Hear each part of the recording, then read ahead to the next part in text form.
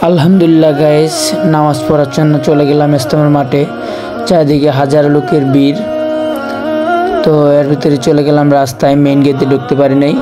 তো দেয়াল টুকায়া এক পর্যায়ে মাঠের ভিতরে ঢুকে গেলাম। তো মাঠের ভিতরে ঢুকে সরাসরি চলে যাচ্ছি উজু করতে।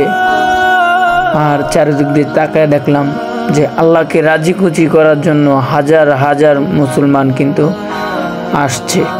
তো আমরা মুসলমান হিসাবে ইনশাল্লাহ আলহামদুলিল্লাহ আমরা অনেক গর্ব করি। আল্লাহ সাল্লাহ আমাদের মুসলমান হিসাবে সৃষ্টি করছেন। তো এক পর্যায়ে উজু করে বসে গেলাম, একটা জায়গায় বসে গেলাম।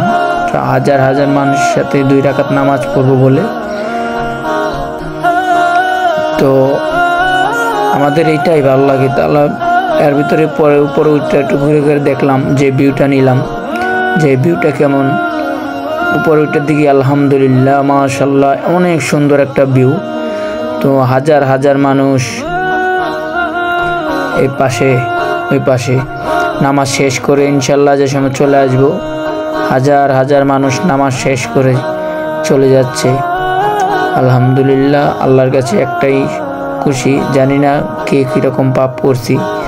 তো ইনশাল্লাহ সবাই চেষ্টা করব 5 ওয়াক্ত নামাজ পড়ার জন্য ইনশাল্লাহ।